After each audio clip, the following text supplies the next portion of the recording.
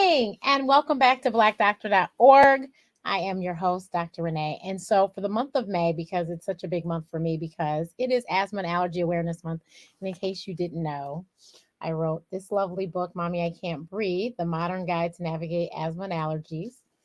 And I wrote this lovely book, No, Renee, You Are Allergic. So, asthma and allergy is very near and dear to my heart because I hate to, I don't say suffer, I am a survivor of both. Um, so since it's such a big month, my show, the Ask Dr. Renee Show, is going to be right here with BlackDoctor.org. So welcome to the Ask Dr. Renee Show. And for those who've never watched, we're here to motivate and inspire you to live the life you deserve.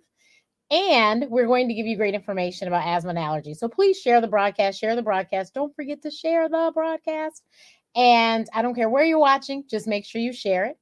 Thank you for the thumbs up, whoever that was. And so today is really funny because my guest, I have no idea where she is. So I am so blessed and honored that we are going to have my actual doctor, my allergist, is going to join us today and give us great information about asthma and what else? Allergies, of course. So I know you know somebody that suffers from asthma or allergies and suffers because I know a lot of people suffer. I'm one that's not suffering, but there's a lot of people that do. So please make sure that you share this with them because this will be great information that they can use for themselves, their children, grandchildren, cousins, auntie, uncles, friends, whatever. Don't forget to let us know where you're watching from. And thanks so much for tuning in, and let's get started. Good evening. Hello. Am I I can coming hear through? you. Perfect. Oh, Yes. good. Great. All And I right. just Well, noticed something. what's that? Here we go. Okay. Oh, So, okay. That is so me. this is Dr. James Thompson. He has a practice in the Chicagoland area. Um, and he is excellent at what he does, and he's really good at explaining all of it. So, can you first, let's start at the Thank you. beginning and explain what is asthma? So asthma is a constellation. It's a host of symptoms, more like a syndrome, but it's usually not referred to that. But it's a constellation of symptoms that it can involve any one or more of these symptoms: cough, wheezing, shortness of breath, or chest tightness that tends to go and come, tends to not be um, chronic progressively severe, except when it's so severe and untreated that it can become chronic. But the difference between it and other chronic respiratory diseases, it's reversibility. And it can be triggered by allergens or irritants or infectious agents and involves invariably a degree of inflammation. So again, it's chest symptoms that are caused by a constriction of the lungs that can manifest as either cough or wheezing or shortness of breath or chest tightness that tends to be intermittent, sometimes going away on its own or often with treatment if it's more moderate to severe. And it can occur at any age. So, a lot of people, for some reason, they're told, oh, you don't have asthma, you have bronchitis. So, what's the difference and why? Yeah, And I think a lot of people yeah. are misdiagnosed. Yeah, that's true. There are a number of issues there. Sometimes it's difficult before school age to make the diagnosis because there's something called early wheezers and transient wheezers, where when in the early development of the lungs, because they're so narrow and they're not fully developed yet, there may be some wheezing that doesn't really represent asthma and that tends to go away by school age. And so some pediatricians and family practitioners and some allergists are a little hesitant to say it's asthma early on and may give it other names that we've tried to avoid these days, like reactive airway disease and things like that. But say it's someone that is older than 5 and they have some recurrent wheezing or shortness of breath or chest tightness. For us, it's really asthma until proven otherwise. You do want to make sure it's not there aren't other causes, but it's often called bronchitis, but bronchitis is not really a diagnosis. Bronchitis is a description. And it says it reflects inflammation of the bronchial airways, but that's not a codable. Doctors can't code and and communicate with other doctors saying just bronchitis. You have to put something in front of it. Like acute bronchitis is usually an infectious thing, like due to a virus or bacteria. Whereas chronic bronchitis, we often think is smoking related. There are some other causes too, like if you work in a chemical factory or exposed to toxins on a regular basis or a frequent basis. But most commonly in this country, chronic bronchitis is related to smoking. So we don't usually see children, young children with chronic bronchitis. No, Now no, they may have acute bronchitis or tracheal bronchitis, which is often viral, sometimes bacterial. But usually when patients are referred to me and they've had recurring bronchitis, which is still not a good term to use, but when they come in with that term, I think that there's a 8 to 9 out of 10 chance it's asthma. That's the most common thing that causes a recurring inflammation of the bronchial airways. And the bronchial airways are where you go past the trachea down towards the middle of the chest, where they split into two. Those are the left and right bronchi. Bronchi is the so plural like term the for branches. bronchus. Hmm. So the Yep, trunk and then the branches that come off. that's right. The lungs are like an inverted tree. If you take a nice healthy tree, the trunk of it would be the trachea. Then when it starts to branch off, if it had two major branches, those would be the bronchi.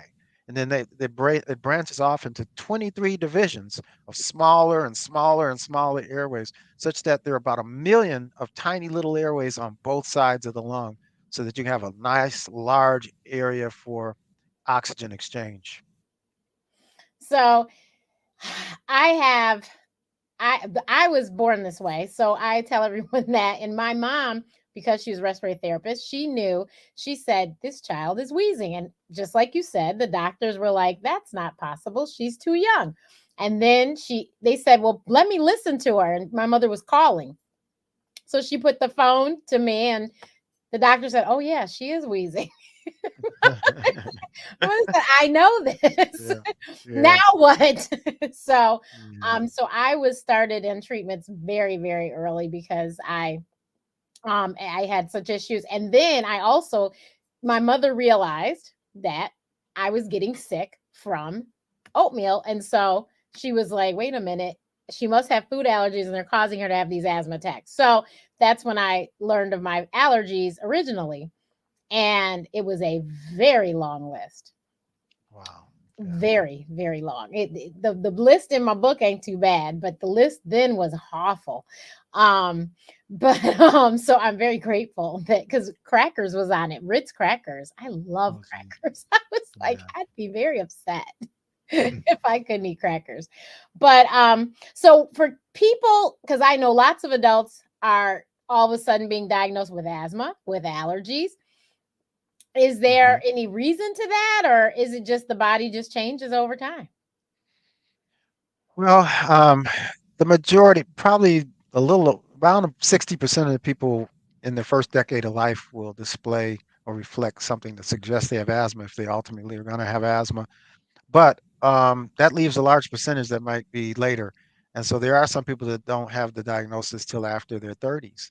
It tends to run a course that's more challenging when that happens. But you can develop asthma at any time in your life. I've diagnosed asthma in some 70 and 80-year-olds, and they don't recall having it before. So it is something that it's genetically driven, but in a way where these genes may not be expressed to the same degree or may have a delayed expression in life. And it's more than genes, it's also the environment. So something in the environment may trigger it, especially if you have allergies or certain viruses. We know in children, sometimes when they have that early RSV, the respiratory syncytial virus, there's a higher degree of asthma development, especially if they also have allergies.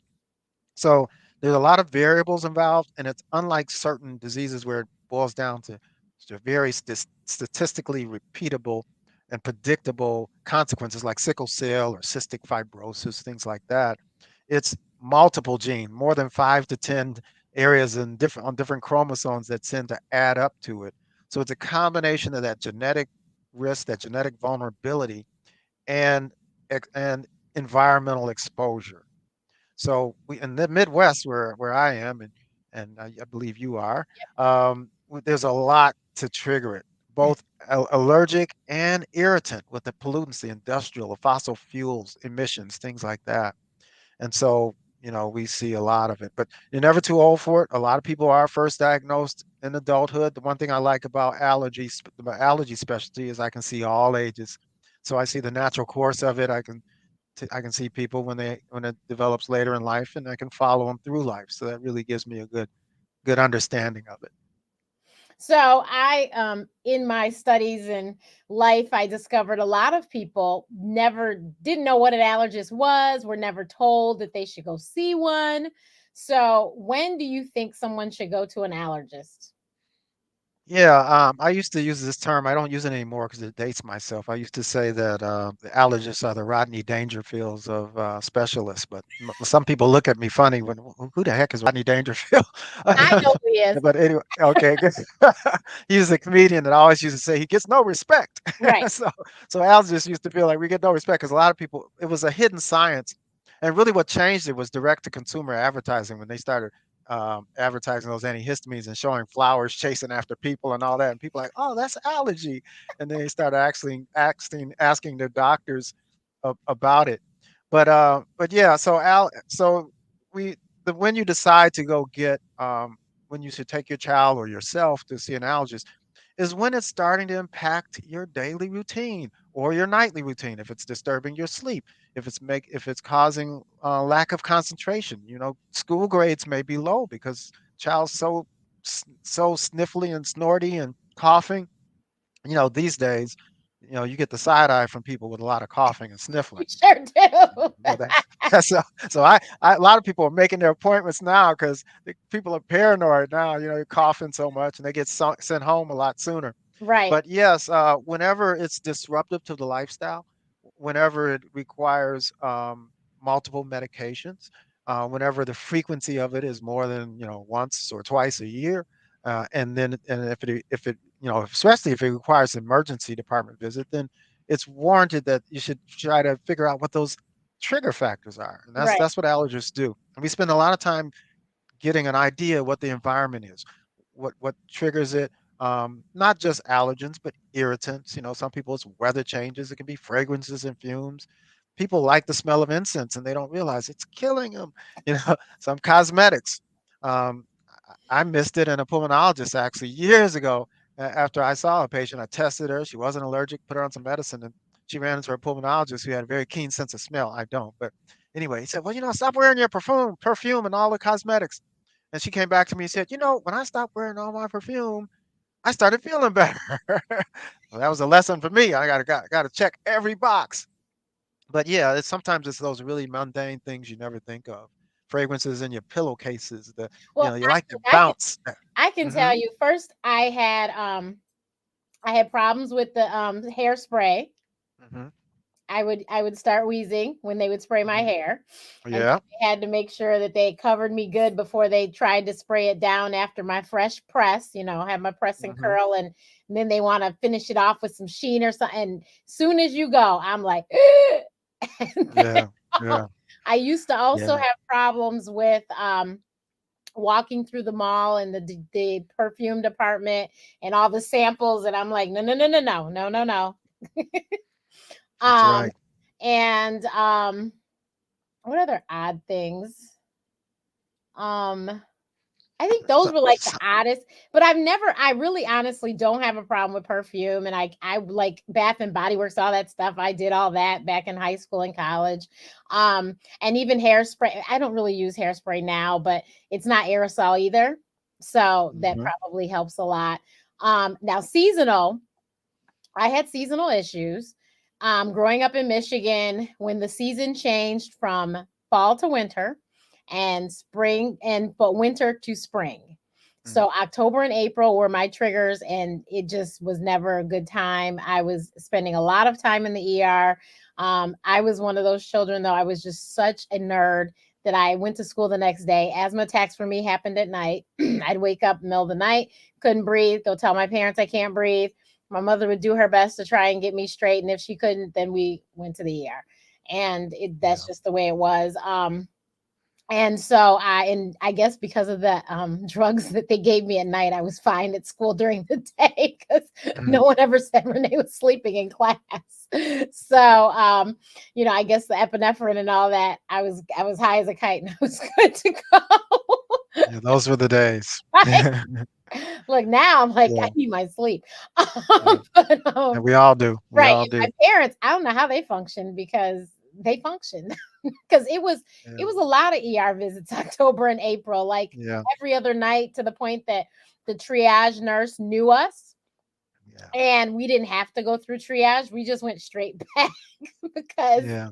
oh, here comes Renee. And, that's the way it was.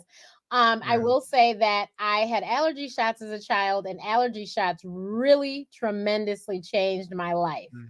I mowed the lawn in high school, which Mhm. I'm allergic to grass. I, Mhm. I walked the lakefront in Chicago after they've mowed the lawn and I don't have a problem. I walk the Mhm. lakefront when all those dandelion things are flying. I don't have a problem. So, allergy shots really did change my life. And I always tell everyone Mhm. if they suggest allergy shots, please take Mhm. them up on it.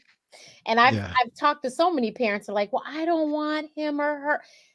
Trust and believe that you will be so thankful that your child had those allergy shots because it will save you time in the ER, save you time at the doctor's office. I mean, it'll save you money. Just get the allergy shots. Just take them. But I'm in a lot of allergy groups and they really make me think that allergists are horrible people. And I'm just like, but I know they're not. I know.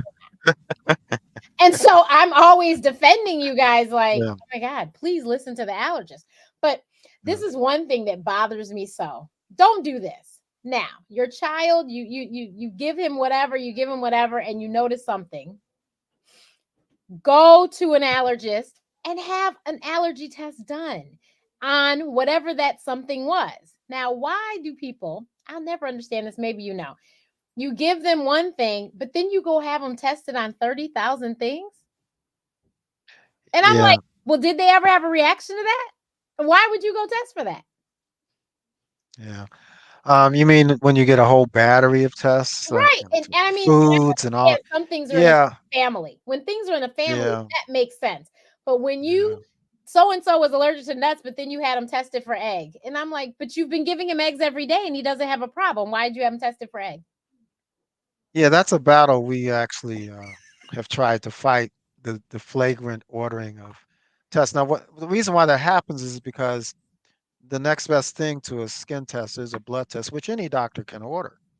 It's just that A, many times it goes way beyond what it needs because allergists spend several minutes honing down on what we need to specifically address. Right.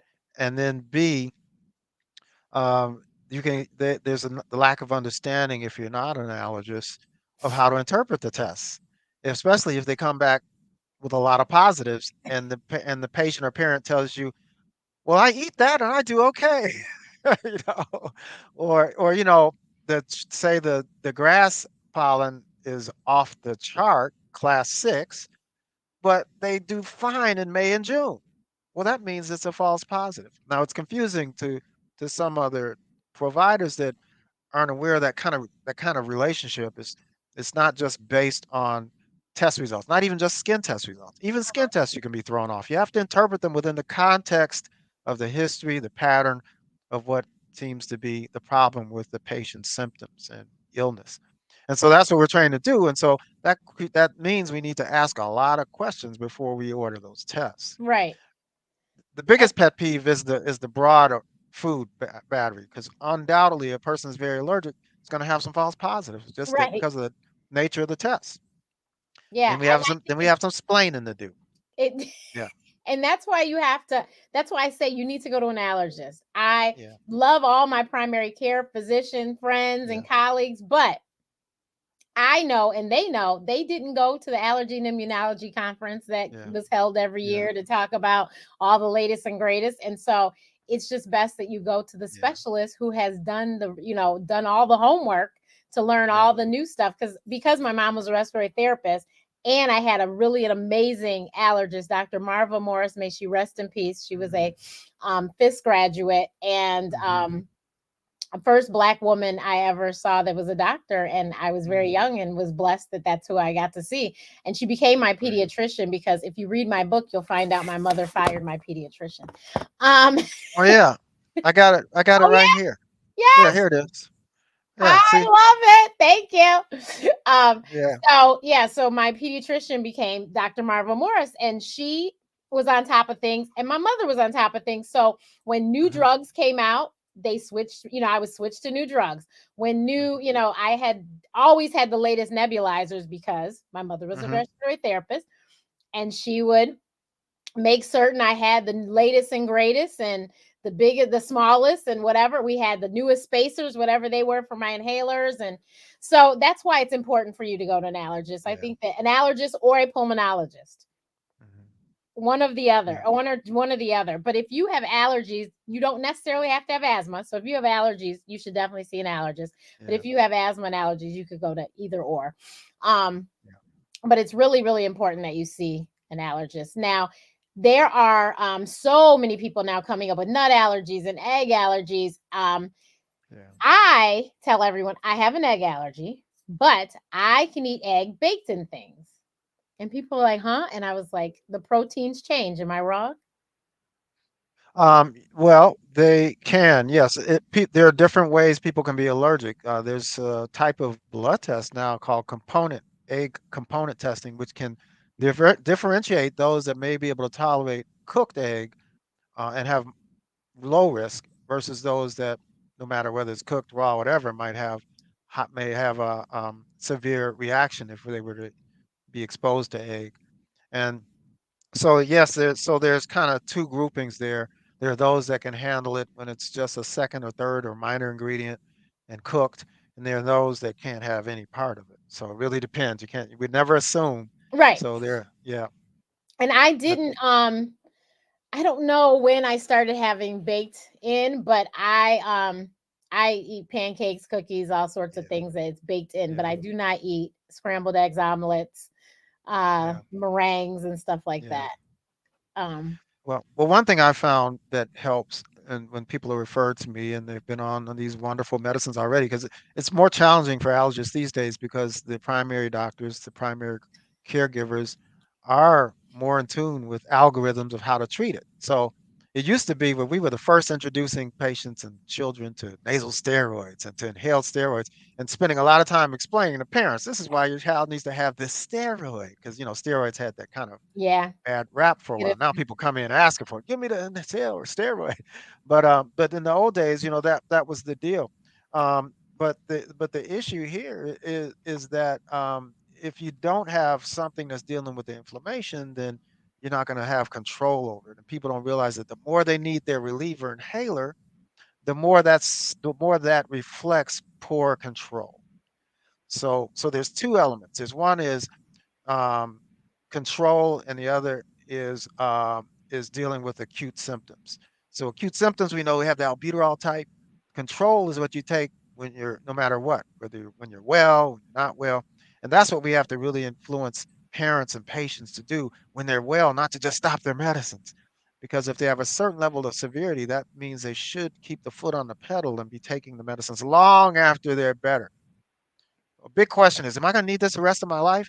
And what I usually tell people when they're not at the far end of the spectrum where they've been in and out of hospital a lot, that I said it depends on you. It depends on if you follow the guidelines and make sure you have this under good control before you stop taking the medicine or start forgetting to take the medicine. So, so, so it depends on you whether you're going to need this the rest of your life. If you don't do it right, you could.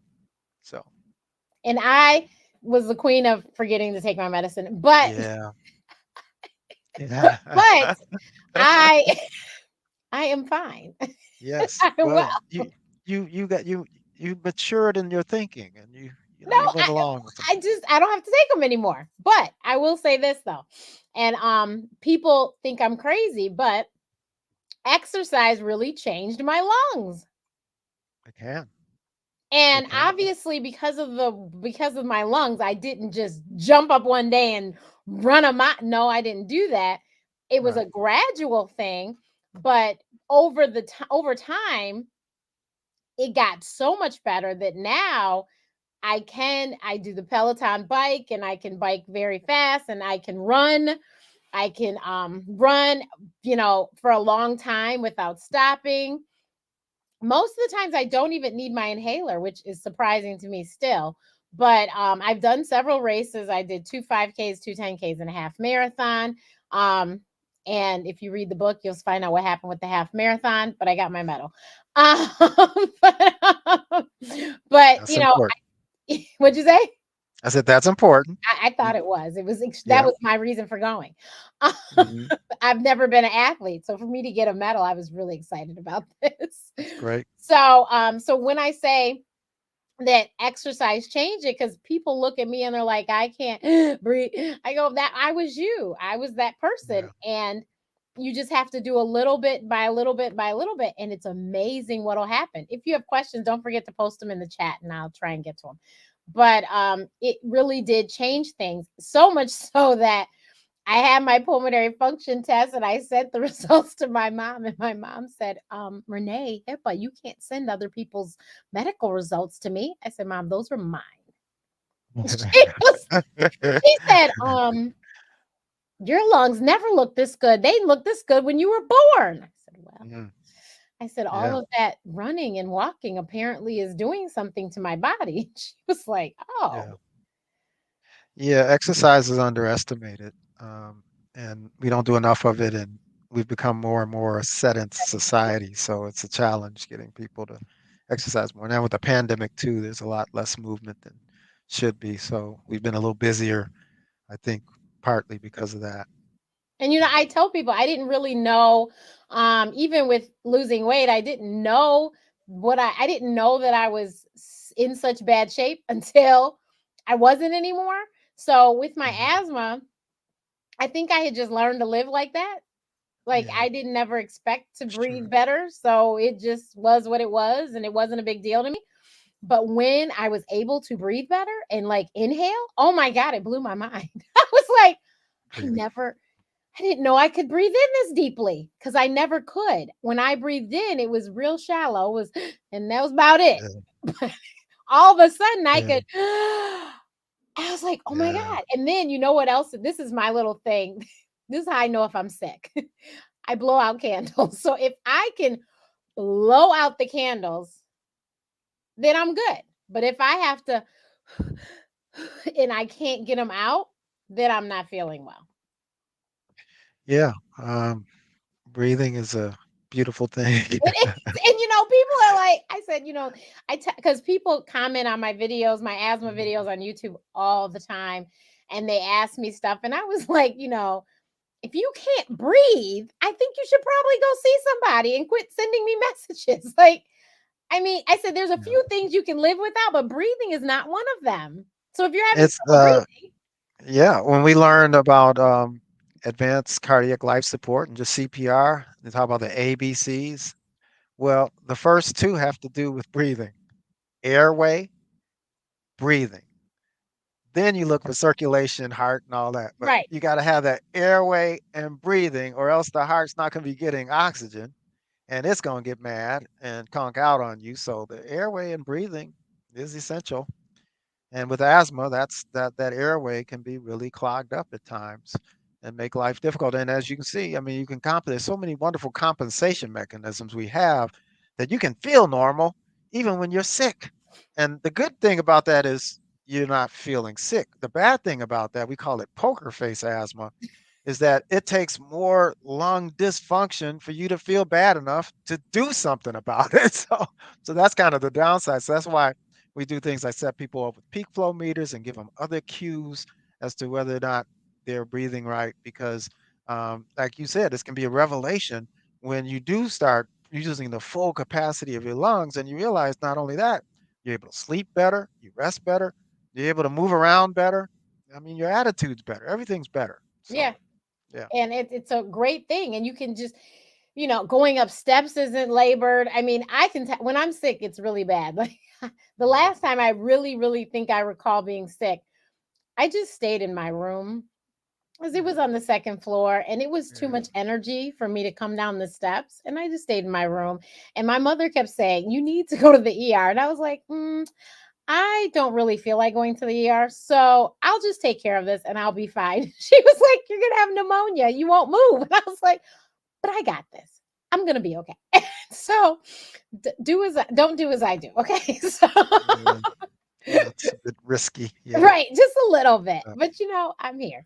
But but yeah, parents have those cues though. She'd have snatched you up if right. she saw Yeah, any and plus, I cues. mean, it wasn't like I was a child. This was Yeah. I was fully grown when this happened. Oh, okay. Yeah. Yeah, All I right. wasn't a child. But yeah, I wasn't they a can't doctor snap you yet, up but I then. was an adult. Okay. All right. But I tell Well, everyone adults can sometimes be a little risky stubborn. too, Mhm. especially young adults. Yeah. Right. Yeah. And I mean, honestly, I tell everyone I was always a doctor because I would tell the doctor there was some medications that were just disgusting, and I would tell her I won't be taking that again. So is there something else we can figure out?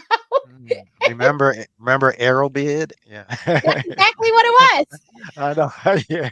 Okay. Nobody liked the taste of that stuff. Off, They but came out with a that menthol other at one. one, the one that came with its own spacer, wasn't it asthma Yeah. something it was called? That was asthma court. That was Yeah. nasty too. That was nasty. Yeah. We Yes, didn't have that sir. many complaints on that because it had the spacer and that would take away A some of little the bit, but it was larger particles. But but yeah. I'm a cranberry juice drinker because I'm allergic to citrus fruits, everyone, and so I can't drink orange juice. So in the mornings I drink cranberry juice, and Arrowbid did not mix well with toothpaste or cranberry juice. Mm.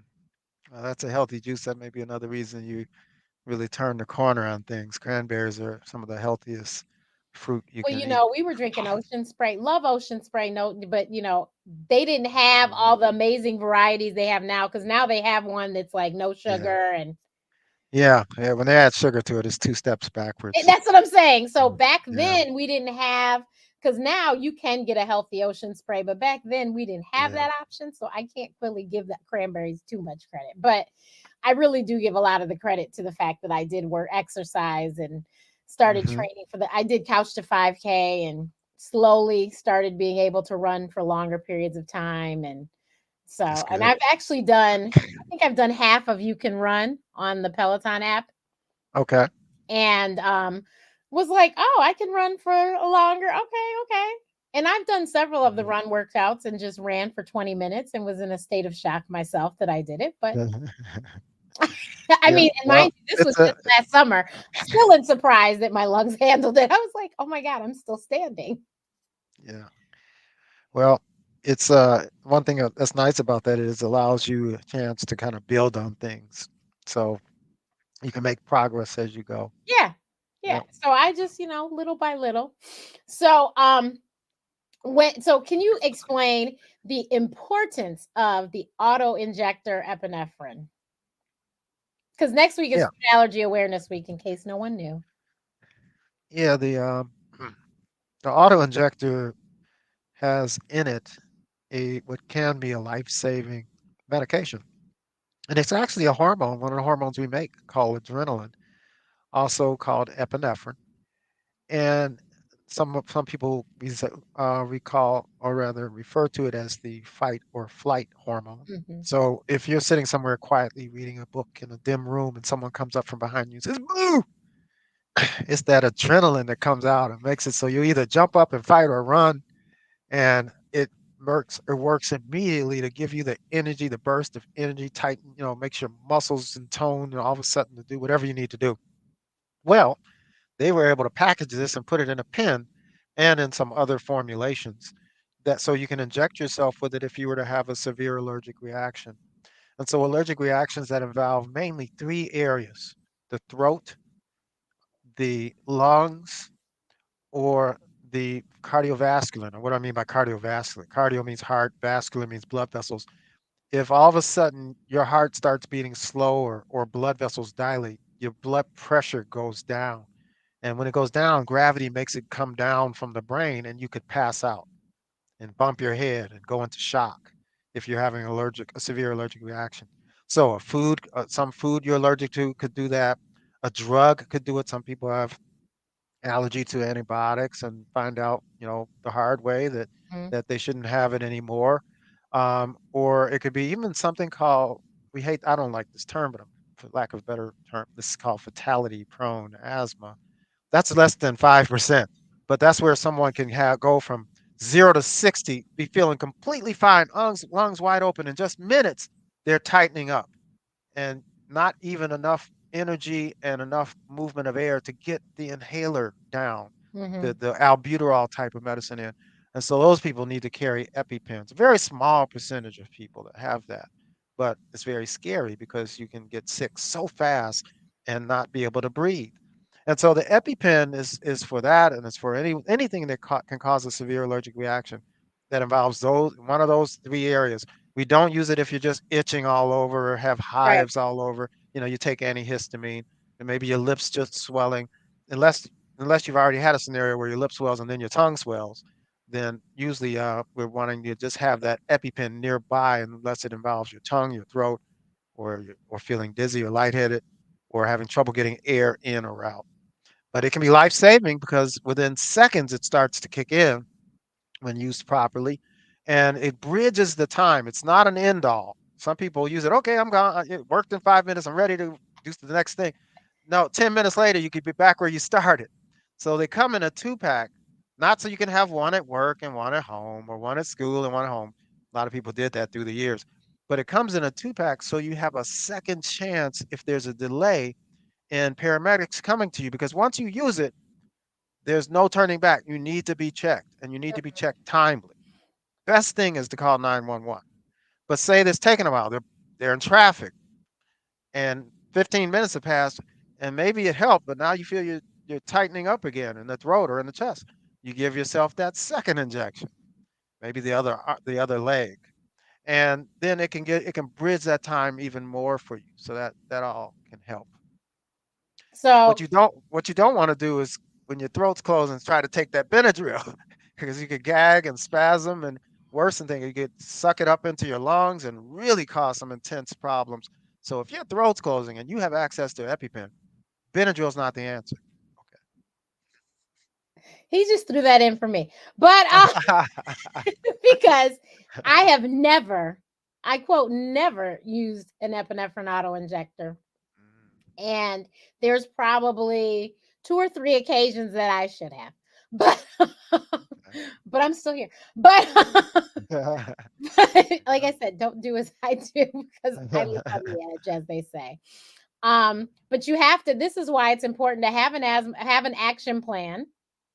If you have a child or you are an adult that has allergies, you have to have an action plan.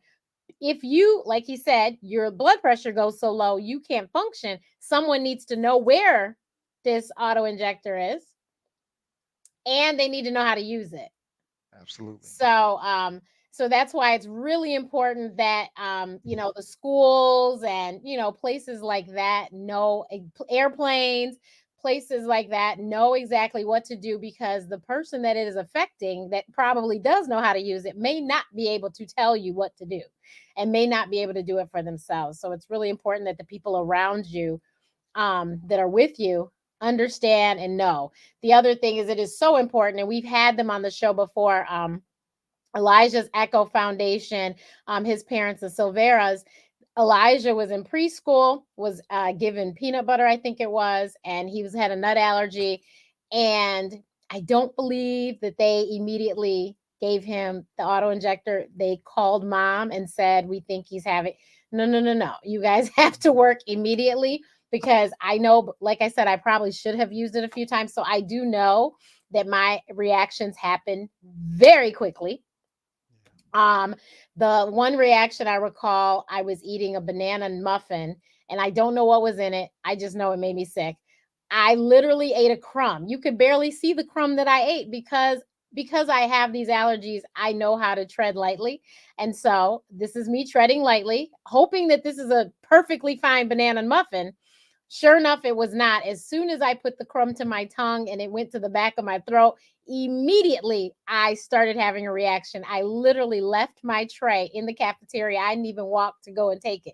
I left it right there at the table and went to my dorm room and immediately medicated myself, because I knew I was starting to have a reaction. But that, I know how quickly they happen. And so, and then, because I've lived like this, I don't panic. But other people, when you throw in panic on top of the fact that your throat is closing, you're in trouble. You're in big trouble, and you don't have a whole lot of time. So you need to definitely make sure that you have an auto injector, or somebody near you knows how to use it, and you get it done quickly, because you don't have a lot of time. There was another story I just read of a child that was I want to say a high schooler that died in, I can't remember what state, a few weeks ago. And same thing happened. They were at some function and had something they shouldn't have eaten, and it just didn't happen fast enough and they didn't make it. So it's just really, really important that people understand food allergies are not something to play with. Food intolerances are totally different than food allergies. There's a difference. And, people with food allergies usually have anaphylaxis, and anaphylaxis is very serious. And like you said, your heart, your lungs, your throat. And especially if you don't know CPR, you probably want to make sure that you find their auto injector and you give that and call, and someone else is calling 911 at the exact same time. And the ambulance, they understand the urgency of what's going on. So they will definitely go into, if you haven't already done it, they're going to make sure that they give the person epinephrine anyway. So Mhm. it's important. Yeah. And with so And many it, people having them now, having food allergies now, it's really mhm. important.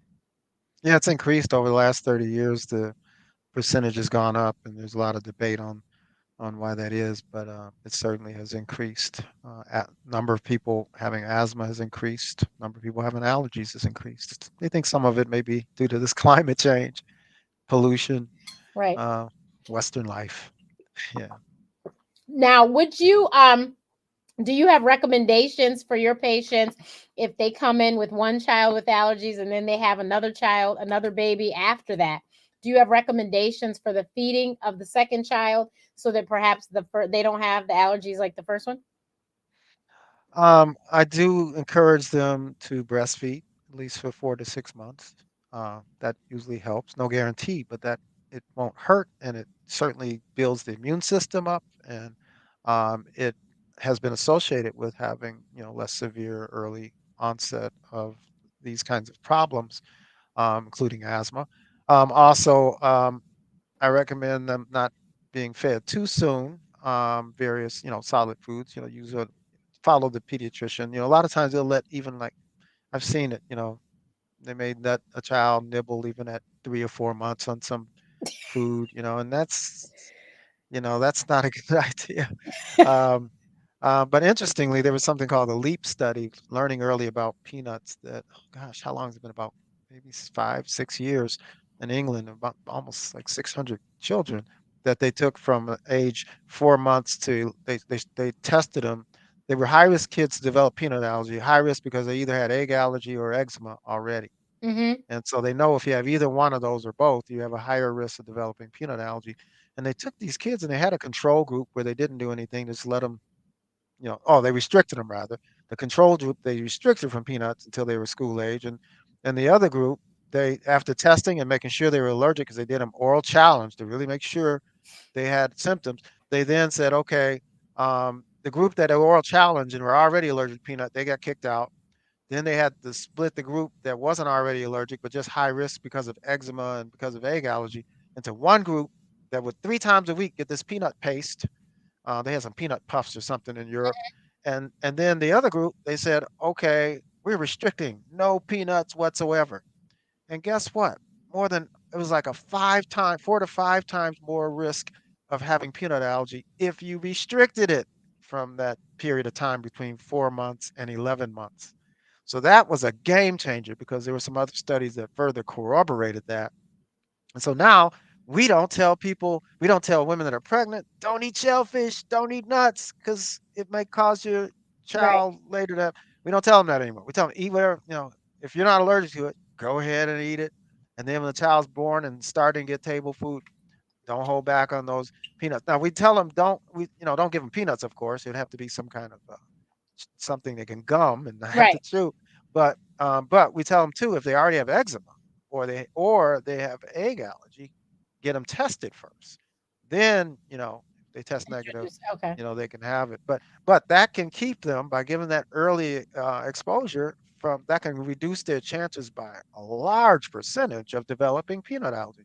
Which anybody that has a child that has peanut allergy, they know that is a big deal. All the school forms, got to have the epi, expires every year, year and a half. All this stuff. Got to talk with the teachers, talk with caregivers, make sure everything's straight. Some people are just that drives their life. So if you can prevent it, that's always good. But if a sibling, if an older sibling has it already, that's kind of a walking on eggshells a little bit because you're trying to keep peanut out of the house already. And now you got a younger child you want to give it to so they don't get peanut allergy. So it's, people, we have to assist people in kind of navigating through that so they don't get exposed themselves. Because some parents themselves have peanut allergy and then they don't want the kid to have it. But then now they've got to feed their kid this peanut butter. So, hopefully one of the parents don't have it. Right. My But sister has zero allergies. She's younger than yeah, me. And yeah. currently, I am in my parents' home and they eat peanuts every day. I Mm, am allergic to every kind of a nut except for coconut. And mm. my parents eat cashews, pistachios, somebody's form of They almonds, love them. walnuts, something Yeah. every day. As a matter of fact, Mm, I make my father's oatmeal and he gets walnuts in his oatmeal. Now, do I touch these walnuts? No. But I shake them out the yeah. container into his thing and then I wash my hands. But yeah, I we didn't eliminate at this house. Yeah. Yeah. I am the That only person happens. that is severely allergic to everything. And my mother was like, you knew what you couldn't have, so you didn't touch it and we didn't worry about it. Yeah. There is the one Fortunately, time I stuck the peanut shell up my nose, but mm, okay. That's a one-time thing. that was a one-time thing. I was jealous. They were over there, cracking them open and eating. And it just looked so interesting to me. And nobody was paying attention. I did it, and my mother couldn't figure out what happened. All of a sudden, Renee can't breathe. What's going on? Yeah. That could have been a worse outcome. I'm glad It you could have survived been. that. Just like Yeah. the egg, it's in the book too about the eggs, same Yeah. thing. Mother not paying Yeah. attention because she's busy with her newborn. Where's Renee? She's awfully quiet. She's sitting in the corner cracking eggs and sitting there in a pile of eggs, wheezing. So Mm. The angels were looking out for you. they wanted me here so Yeah. I can help everybody else. Right. That's right. But Exactly. interestingly, when I come across young people that have asthma, when parents bring them in, I do try to I do try to get them to do just a trial off of dairy, while they're in control. Because once kids get older, it's too much No trouble if control they at if they all. like their milk and cereal and ice Right. cream. But when they're still under the thumb, school, grade school, and they're struggling with asthma, I would say about 50% of the time when they can really get dairy out of their diet, they can have other forms of milk, soy milk or Right. almond milk if they're not allergic to tree nuts. And 50% of the time their asthma becomes more manageable. Milk has a way outside of allergic mechanisms of causing more inflammation, and we're understanding that a little bit more. There's these glycoproteins, something called Nu5GC, that's on cells, but the Nu5GC is foreign to us. We have a Nu5, something called Nu5AC, but when we have something like red meat or dairy, that Nu5GC lands on the cells, and it can stimulate our immune system to cause inflammation in the joints. For some people older, inflammation in the lungs. So we think at least that may be in part what's going on. And so that's kind of what I think is low hanging fruit. Let's get him off the dairy first, him or her, and see if things turn around. And sometimes it's almost like magic. People do so much better. Well, I And so, stopped having dairy in yeah, 2017 and once again didn't notice, but yeah, I was like, "Oh, I'm going to buy me some skim milk." And I think I had 1 cup of milk and immediately started and yeah, I go, "Oh my god. yeah, Oh my god. No!" And I'm a yeah, changed woman. It's going to be oat milk for Renee. yeah. Now, You I you will have have other ice cream choices. every once in a blue moon. I probably have ice cream maybe 3 times in a year, but I don't like I used to eat yogurt a lot too. I just don't do dairy, and I noticed the difference. I was like, I do not have to clear my throat anymore. Yeah, I'm not banging on my chest anymore. I don't hear anything when I inhale. Like it is just clear. mm, And I was like, this yeah. is amazing. So I am a changed person. I understand and I believe that dairy was Oh yeah, seriously causing inflammation in my system. yeah. And people are healthy. I find there's a kind of mechanism this occurs in a non-direct way too when you get off dairy. A lot of these kids that are on the chubbier side, they also lose weight, and you could argue that that happens to help them too, because when they're not eating the cheese and the sour cream, and especially the cheese, they're not getting as much salt and saturated fat and cholesterol. So if they go to the vegan cheese or which, the healthier vegan cheeses or no cheese, they start dropping some weight too, and that is an additional boon for getting good air down the lungs. So I think there are multiple ways that when you get off that dairy, you benefit. Yeah. So, I mean, Yeah, it's like I said, changed my life because I was like, this yeah, is awful. It's like, yeah, I can't yeah, do this to myself. And yeah, as much as I loved skim milk, a good cold mug of skim milk, I was like, I'm okay. yeah. I Oat milk will make me happy, and it does. Yeah, I love all the plant-based milks. Sometimes I have macadamia nut milk or something. You couldn't have that, but No. there's rice milk. If you do rice milk though, get the organic kind because some of the rice that they get, especially from just far south of where we are, has been tainted by fields being sprayed with Oh, with okay. Pesticides. arsenic and stuff. So we don't need that. But Right. um, but generally, yeah. The rice milk. I've tried hemp Mhm. milk. I've tried pea milk. Pea Um, milk. yeah, that Ripple makes a Yeah, pea. Yeah, it yeah, didn't taste good to me. yeah. No, I like it. I like the oat milk and some of the nut milks. But yeah, Yeah, and I so do not. I do not miss cow's milk at all. I had lactose intolerance. 75% of people of and black people have milk intolerance, and 85% of Asians. So, oh, really? uh, I didn't uh, know that. yeah, they have it even worse. Yeah, Yeah, I was grateful because I ate cereal and milk all the times. I was grateful I did not have a lactose. I wasn't lactose intolerant. yeah, yeah, Because once I went to college is when I started drinking skim milk. Before that, everything was non-dairy. But then I started yeah, drinking skim milk, and I was like, this is lovely. I'm great. yeah. And But the thing about skim milk is it's got no fat, right? And right, that's one big thing about cow's milk is loaded with fat. But what most milk we drink is still loaded with? Sugar. Lactose sugar. And yeah, lactose sugar is sugar. I mean, it's a disaccharide, so it has glucose in it and galactose, whereas your table sugar is glucose and fructose. So, but that's the glucose. So the thing is, milk sugar is something else that is not healthy for us. So that's the other thing. Even skim milk has just as much lactose sugar as regular milk. So it's just the fat. yeah, well, it's the fat and the sugar. Yeah, Because sugar, when you overload sugar, it turns into fat. That's yeah, how that works. Yeah. Your body actually prefers to burn sugar. But what happens is when we eat a lot of fat with the sugar, like a lot of people don't drink skim milk, they drink 2%, and some people still like whole milk. When you have the fat and the sugar, the fat could come with the cereal, or could come with, um, the muffin, the bread, and all that that has fat in it. And so now when you have the fat and the sugar, the body chooses to burn the sugar and store the the fat. fat.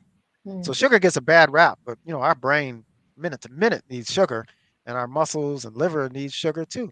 It's not so much the sugar as it is the fat, especially the saturated fat that infiltrates the cells and then makes us have to kick out more insulin because we get resistant, and then we start making more fat from the excess sugar, and one thing leads to another. So And there's type 2 diabetes. Uh, yeah, that's right. Type 2 diabetes, which is so reversible. Until I got certified in nutrition coaching, I didn't know these things that you can actually reverse yep, hypertension. You can reverse type 2 diabetes by diet and exercise. You yep. really can.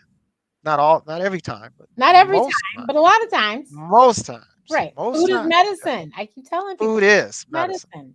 You just have It to sure trade, is. use it right, use it Yep. properly. But thank And you there's some so much, Dr. yeah. Thompson, because Oh, first sure. of all, I have to tell everyone, Dr. Thompson was kind enough to Mm. edit the second half of my book, which is completely all about asthma and allergies and We talk about some of the latest treatments and things that work, and we talk about signs and symptoms and all that great stuff. So the first half of the book is my story, and then the second half is that. He was nice enough to edit that for me. And if you buy the book, you'll see I have a lovely thank you to him in the back of the It's a book. great book. A great book. You Thank did you. a I great job on there. There's a lot of information. That's why I got copies I could give to patients. So, appreciate you. Appreciate you. But okay, next week, you thanks. guys, is Food Allergy Awareness Week, and we're working hard to get it locked in. But I know Tuesday we have a black woman who created a food brand that, out of necessity because of allergies, she created it, and she's gotten lots of funding, and it's in big stores and stuff. So I can't wait to Yeah, talk to her. It's really, really that's exciting. great.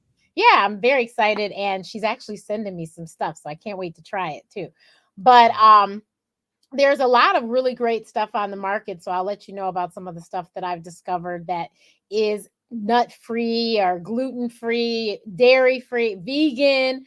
There's a lot of stuff that it's actually could probably end up being healthier for you than the regular stuff, but it is definitely allergy friendly. And that's one of the things a lot of people are like, oh, my kid can't have. So then you think you can't go get snacks. But this lady has created these snacks that are allergy friendly. So you guys, I will see you next week. And thank you so much, everyone. And see you next time. My Bye. pleasure. Happy Mother's Day, folks.